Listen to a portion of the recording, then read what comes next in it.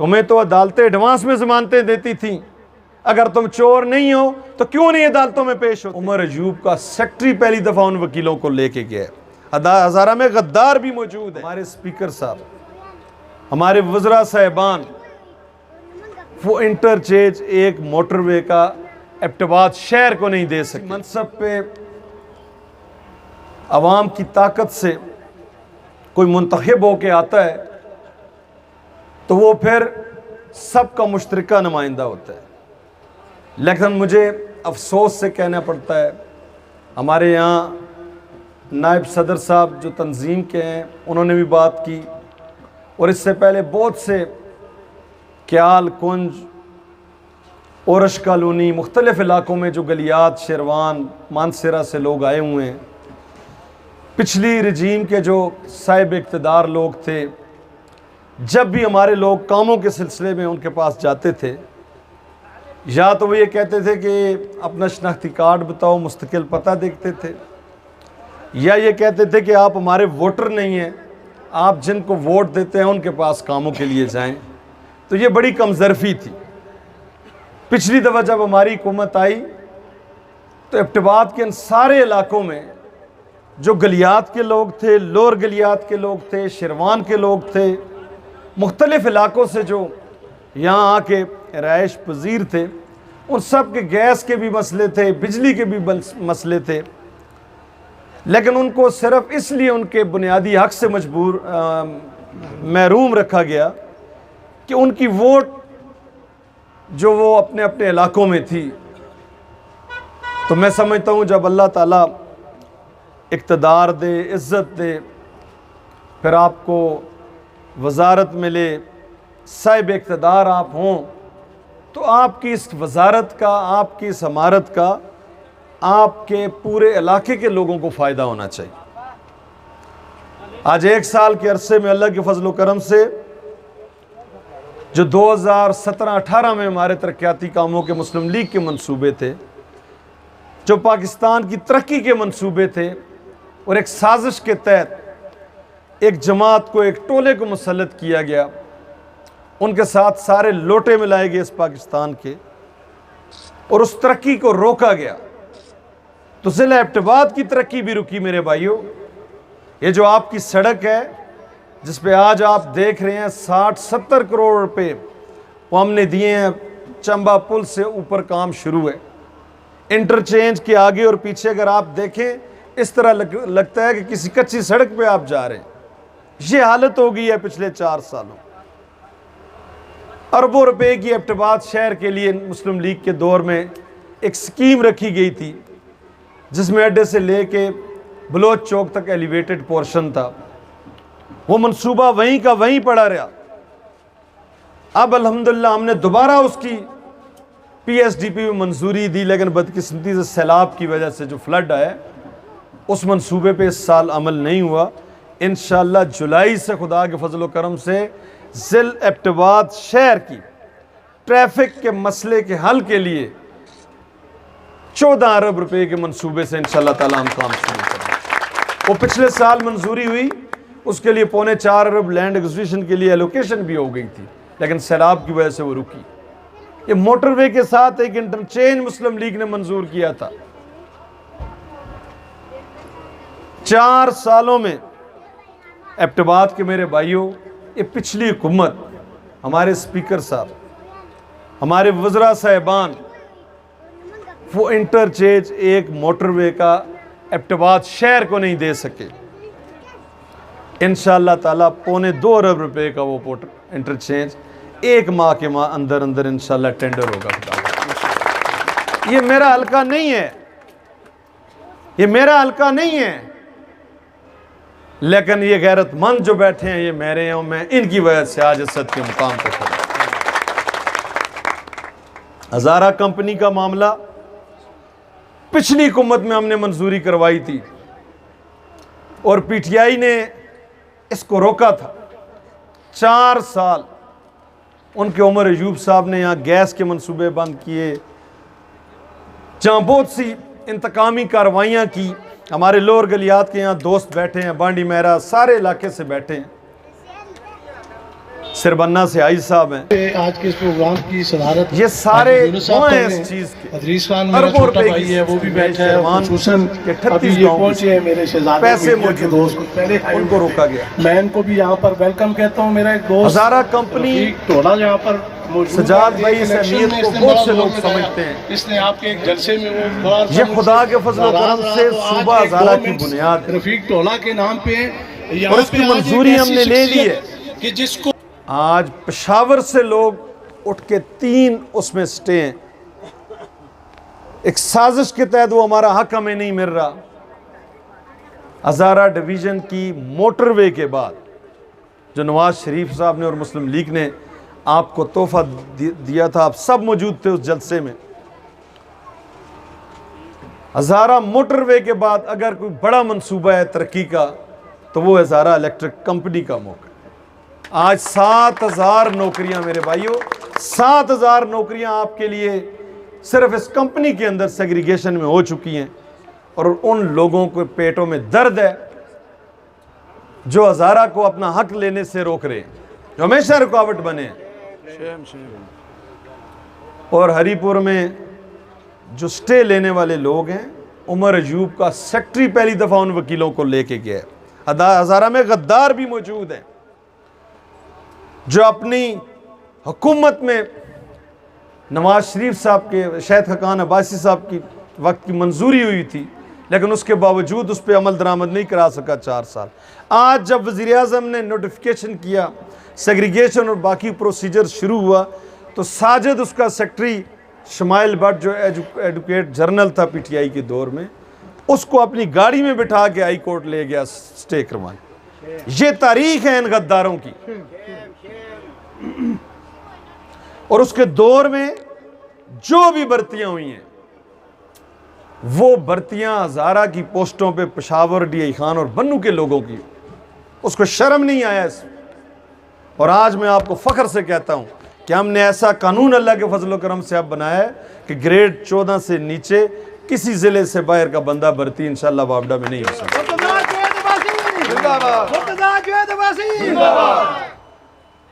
और मेरे भाई और बहुत सी चीज़ें हैं, 2-3 चीज़ें मैं एबटाबाद वालों से, और एबटाबाद शहर जो था हमारा मुस्लिम लीग का गढ़ था।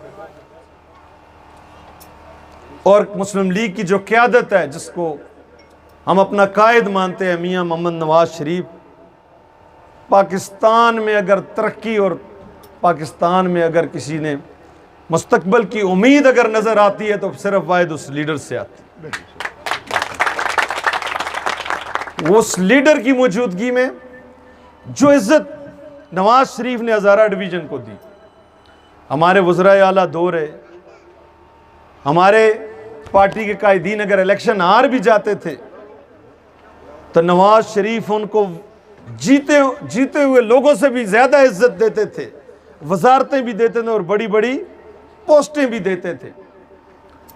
मैंने अपनी सियासी ज़िंदगी में हज़ारा के लिए कोई शख्स मुतालबा करे, नवाज शरीफ को ना करते नहीं देखा। 2013 में जब हमारी हुकूमत आई, मुल्क के बड़े ख़राब हालात थे, दहशतगर्दी थी, बिजली की शॉर्टेज थी, 12 और 13 घंटे। यकीन माने मई में हमारी हुकूमत आई, अगस्त में पहली मीटिंग हुई जो हमारी, बहुत बुरे माशी हालात थे। पहली मीटिंग के नवाज शरीफ साहब ने 1 घंटे के अंदर अंदर, इस मोटरवे का एक्सप्रेस वे था पहले, इसका फैसला 1999 में हुआ और 2013 तक इस पे अमल नहीं हो सका। लैंड एक्विजिशन के लिए किसी हुकूमत ने भी पैसे नहीं दिए। 1 घंटे के अंदर अंदर नवाज शरीफ साहब ने 1 अरब 65 करोड़ रुपया लैंड एक्विजिशन के लिए और 80 करोड़ रुपया खानपुर रोड के लिए 1 घंटे के अंदर। कोई इसके लिए हज़ारा के हमने मुतालबा किया। नवाज शरीफ जिंदाबाद, नवाज शरीफ जिंदाबाद, नवाज शरीफ जिंदाबाद, कोई बड़े मंसूबे, मैं ये मिसालें इसलिए आपके सामने रख रहा हूँ। और फिर 33 अरब रुपए का वो मोटरवे 2 साल की कलील मुद्दत में मुकम्मल हुआ। और आज देख लें, अगर हज़ारा मोटरवे ना होता, हज़ारा में हमारी क्या हालत है। अगर मुस्लिम लीग पे कोई इस हवाले से एतराज़ करता है कि मुस्लिम लीग में एबटाबाद में को काम नहीं करवाए, तो वो मुकामी लीडरों की कमज़ोरी थी, नाअहली थी, या उन्होंने तवज्जो नहीं दी। मैं आज भी कहता हूँ कि हज़ारा के अवाम से नवाज शरीफ इतनी मोहब्बत करता है, अगर उसका खून भी आपकी तरक्की के लिए ज़रूरत हो, वो गैरतमंद नवाज शरीफ ना नहीं करेगा। हमने मोटरवे का मुतालबा किया, हमने हज़ारा कंपनी का मुतालबा किया, हमने 30 अरब रुपए की गैस का 15-16 में मुतालबा किया। एक पैसे की कमी उस गैरतमंद ने नहीं दी, हमारे लीडर ने हज़ारा के लिए कोई कमी नहीं। ये आज शेरवान के पहाड़ों तक, लोअर गलियात, और रोका ना जाता तो गलियात तक इसकी अल्लाह के फजल करम से तरसील शुरू हो जाती। तो मैं एहलियान एबटाबाद आपसे गुजारिश करूँ, पाकिस्तान अल्लाह के फजल करम से हमने 2018 में 17 के नवंबर में IMF से जान छुड़वाई थी। नवाज शरीफ ने जान छुड़वाई थी।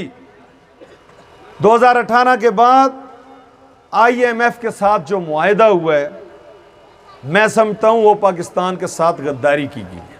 उस मुआहिदे को पढ़ना चाहिए इस शख्स। आज मैं फ़ख्र से कहता हूँ, मुश्किल हालात हैं, लेकिन हम उस मुआहिदे को गुड बाय कहते हैं। हम इंशाल्लाह पाकिस्तान के मुफाद के मुआहिदे करेंगे। खुदा, हमें नहीं ज़रूरत IMF की इंशाल्लाह। आज 30 रुपये लीटर इस हफ्ते में सस्ता हुआ है डीज़ल, और आज हमने इंतज़ामिया को हिदायत की है कि DC साहिबान ये जो किरायों में और कीमतों में 10% कमी 11.5% बनती है, फौरी तौर पे इसका रिलीफ अवाम को दें। फौरी तौर पे अवाम को ये रिलीफ मिलना चाहिए, और ये रिलीफ इंशाल्लाह बढ़ेगा। अवाम को ये रिलीफ बढ़ाएगी इंशाल्लाह मुस्लिम लीग। और ये अभी पिछले दिनों आटे की शॉर्टेज थी, वज़ीर आज़म साहब से हमने गुजारिश की खैबर पख्तूनख्वा के लिए 24 घंटे के अंदर अंदर जो खैबर पख्तूनख्वा की डिमांड थी उसके मुताबिक पंजाब से आटे की मंजूरी हुई। फिर भी रेट कमी नहीं हुई। मेरे भाइयों, तीसरे दिन हमने वज़ीर आज़म साहब से कहा, जी इसको पाबंदी को ही हटाएं। आज तीसरा दिन है, अल्हम्दुलिल्लाह पाबंदी हट चुकी है। आज 2800 रुपये होना चाहिए, और इसको इंशाल्लाह 2400 रुपये पे लाएंगे खुदा के फजल करम से। 2013 से 18 तक इंतहाई मुश्किल हालात थे। एक मन के साथ 85 रुपये कीमत बढ़ी 5 सालों में नवाज शरीफ ने। और उसके बाद ये आज प्रोपेगेंडे करते हैं 900 रुपये वाला 20 किलो का तरोड़ा इमरान खान के दौर में 2400 रुपये पे पहुंचा। अब 3200-3300 रुपये पे है। इंशाअल्लाह ताला इसको हम 24 से पीछे खुदा के फजल करम से लाएंगे। 4 सालों में ना आपको चीनी में किसी ने रिलीफ दी, ना किसी ने पाकिस्तान की तारीख में फ्री आटा दिया गरीबों को, और ना ही सब्सिडाइज आटा दिया। मुझे बताएं, पिछले 4 सालों में ऐसी कोई बात आपको नजर आई? ये नए लोग थे, ये एक एजेंडा लेके आए थे। पाकिस्तान को माशी तौर पे तबाह करना है, इमरान का सबसे पहला एजेंडा था। दूसरा, इस जमहूरी निज़ाम को तबाह करना है। जब तक ये वज़ीर आज़म था, इसने इस्तीफे नहीं दिए असम्बलियों से। जब तक ये वज़ीर आज़म था, इसने सूबाई असम्बलियां नहीं तोड़ी। जब तक ये वज़ीर आज़म था, इसने नहीं कहा कि ये गलाजत का ढेर है, ढेर के ऊपर बैठा हुआ था। और जब एक आईनी तरीके से इसे हटाया गया, इसने जमहूरी निज़ाम को ही तबाह करने की कोशिश की, जो सबसे बड़ी पाकिस्तान के साथ दुश्मनी है कि मुल्क खाना जंगी की तरफ जाए। अल्लाह के फजल करम से उस साजिश से भी सारा इनका 4 सालों की नाकामियां हमने गले में डाली हैं, और इन नाकामियों को इंशाअल्लाह हमारी टीम मुस्लिम लीग की क़यादत कामयाबियों में खुदा के फजल करम से बदलेगी, आपके लिए, पाकिस्तान के लिए इंशाअल्लाह। और ये अदालतों पे इसने हमले किए, 5-5, 6-6 हज़ार लोग लेके ये जाता रहा, एक अदालत में नहीं पेश हुआ। कौन सा लीडर है पाकिस्तान का जो 10,000 बंदा अदालत पे चढ़ाई जाके नहीं कर सकता? क्या ये हमारे जो मुहाफ़िज़ हैं, मैं 10,000 बंदा लेके आऊं तो ये हम पे गोलियां चलाएंगे? उसकी पूरी साजिश थी कि इस मुल्क के अंदर खाना जंगी हो, मैं वज़ीर आज़म नहीं हूं, ये निज़ाम तबाह हो जाए, मुल्क तबाह हो जाए। उस साजिश को भी नाकाम किया गया। फिर 9 महीने ये सबूत हैं हुकूमत के पास कि बैठ के अपने लोगों को बुला के फौज के खिलाफ, अहम तनसीबात के खिलाफ ये खुद ब्रीफिंग देता रहा, इमरान खान जिसका नाम है, कि आपने PMA के फलाने गेट पे हमला करना है, आपने फलां जाके ये काम, ये गेट इसके बाप को पता था, पाकिस्तान के दुश्मनों ने इसको बताया है कि इन जगहों पे ये हमले करवाने हैं। ये गद्दार साबित हुआ है पाकिस्तान का, जो दुश्मन काम नहीं कर सका 75 सालों में, वो इसने करके दिखाया। अगर इस पे फौज उठ जाती, अवाम उठ जाती, तो हम खाना जंगी पे पहुंच जाते, तबाही और बर्बादी इस मुल्क की हो जाती। क्या अपने मुहाफ़िज़ के खिलाफ कोई ऐलान जंग करता है? तुम्हें तो अदालतें एडवांस में जमानतें देती थी, अगर तुम चोर नहीं हो तो क्यों नहीं अदालतों में पेश होते? मेरे भाइयों, कभी आपने सुना है कि कोई जज साहब ये कहे इस कत्ल के मुजरम को मैं छोड़ता हूं और आइंदा भी 302 की अगर कोई FIR इस पे करे उसमें भी जमानत देता हूं? ये कभी सुना है आपने इस मुल्क के अंदर? ये बड़े अफसोस की बात है कि आप जमहूरी निज़ाम को भी रोंद के रखते हैं, आप अदालती निज़ाम को भी रोंद के रखते हैं, कानून पे आप अमल दरामद ना करें, दुश्मनों का एजेंडा आपके पास हो, पाकिस्तान और इस्लाम के दुश्मन तुम्हारे साथ खड़े हो, और ये गैरतमंद तुम्हें पाकिस्तान में छोड़ेंगे? कभी भी नहीं इंशाअल्लाह ताला छोड़ेंगे। तो मेरे भाइयों, बात लंबी होगी। मैं अपने भाई सईद का इंतहाई मशकूर हूँ, इनका